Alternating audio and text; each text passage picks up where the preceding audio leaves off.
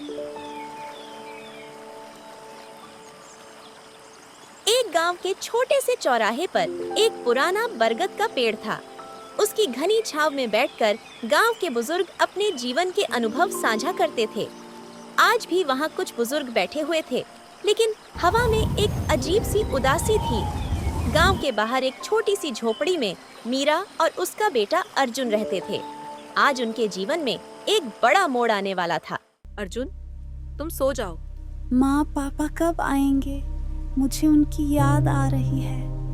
बेटा, वो जल्दी आएंगे, तुम सो जाओ। मीरा के मन में भी चिंता थी। उसका पति रमेश शहर में काम करने गया था और आज तक लौटकर नहीं आया था। उसने कई बार खत लिखा, लेकिन उसके पति का कोई जवाब नहीं आया। रात का अंधेरा गहरा होता जा रहा था और मीरा का दिल बैठा जा रहा था।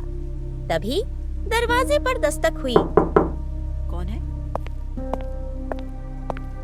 मैं रमेश के साथ काम करता हूँ। क्या मैं अंदर आ सकता हूँ? क्या हुआ? रमेश कहाँ है? रमेश दुर्घटना का शिकार हो गया है। वह शहर के अस्पताल में है। क्या हुआ? वह ठीक तो है ना? उसकी हालत गंभीर है। आपको तुरंत अस्पताल आना होगा। चलो अर्जुन, हमें पापा के पास जाना है। शहर के अस्पताल में रमेश को इमरजेंसी वार्ड में भर्ती किया गया था। डॉक्टरों ने उसकी हालत को गंभीर बताया था। मीरा ने अर्जुन को वार्ड के बाहर बैठा दिया और खुद रमेश के पास गई। रमेश, मैं यहाँ हूँ, तुम ठीक हो जाओगे। मीरा, मुझे माफ कर देना। मैं तुम्हें और अर्जुन को अकेला छोड़कर जा रहा हूँ। नहीं रमेश, तुम हमें अकेला नहीं छोड़ सकते। तुम्हें लड़ना होगा। मैं नहीं कर पाऊंगा।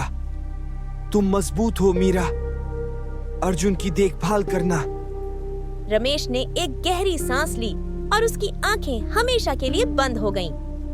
मीरा ने डॉक्टरों से गुहार लगाई, लेकिन उन्होंने सिर हिला दिया। रमेश की हालत बहुत नाजुक थी और वह उन्हें नहीं बचा पाए।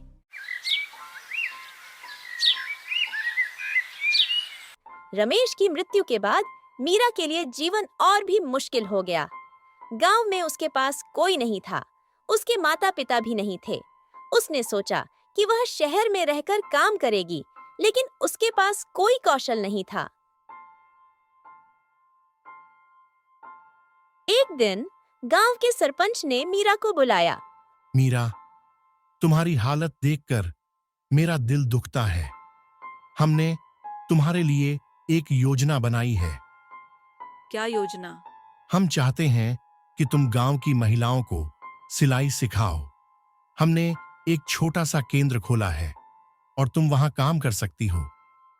मैं सिलाई जानती हूँ, लेकिन क्या मैं इतनी महिलाओं को सिखा पाऊंगी? तुम्हारी मेहनत पर हमें भरोसा है। तुम यह कर सकती हो। ठीक है, मैं कोशिश करूंगी।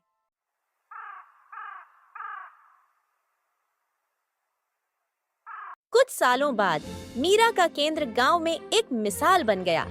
महिलाएं अब स्वावलंबी हो गई थीं और उन्होंने अपने परिवार की आर्थिक स्थिति सुधार ली थी। मीरा को गांव में सम्मान मिलने लगा। एक दिन अर्जुन ने मीरा से पूछा, माँ, क्या तुम्हें पापा की याद आती है?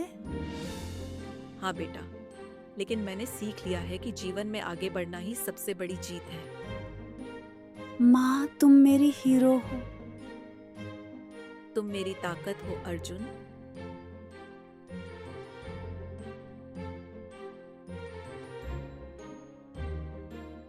गांव के उसी बरगद के पेड़ के नीचे मीरा ने एक दिन महिलाओं को संबोधित किया। हमने मिलकर एक नई शुरुआत की है।